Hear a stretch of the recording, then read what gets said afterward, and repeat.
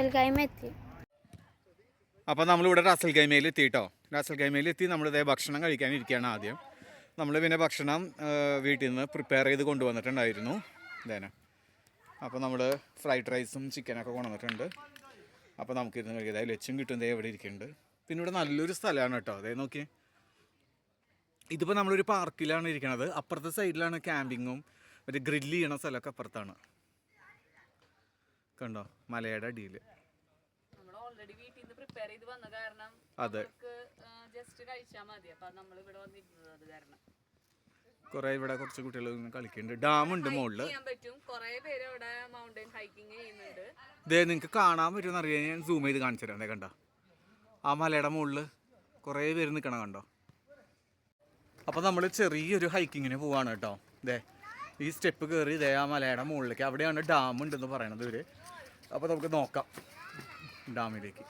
അയ്യോ വയ്യാണ്ടായിട്ടോ ഇത്ര സ്റ്റെപ്പ് കയറുമ്പോഴേക്കും. ഇതേ ഇനിയുണ്ട് സ്റ്റെപ്പുകൾ ഇഷ്ടം പോലെ.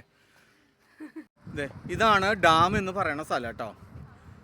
അയ്യോ, റീൽസ് കണ്ടിട്ട് ഒരിക്കലും ഇങ്ങനെ വരരുത്. ഞങ്ങൾക്കൊരു അബദ്ധം പറ്റി. ആദ്യം ഫസ്റ്റ് ആൻഡ് ഫൈനൽ അബദ്ധം. ഇനി നമുക്ക് ഇങ്ങനെ ഉണ്ടാവില്ല. കാരണം നമ്മൾ എല്ലായിടത്തും ഇങ്ങനെ റീൽസ് കണ്ടിട്ട് ഞാൻ പോവാറ്. പക്ഷെ ഇങ്ങനെ ഒരു അബദ്ധം ഉണ്ടായിട്ടില്ല. പക്ഷെ റീൽസിൽ ഇങ്ങനെ നല്ല ഇതിലും ഇഷ്ടം പോലെ അടിപൊളിയായിട്ട് കാണിക്കുന്നുണ്ടായിരുന്നു. ഇതാണ് ഈ ഡാം എന്ന് പറയുന്ന സംഭവം കേട്ടോ. ഡാമിൽ ഞങ്ങൾ നോക്കിയപ്പോൾ 4 സെൻറ്റിമീറ്റർ വെള്ളമേ ഉള്ളൂ.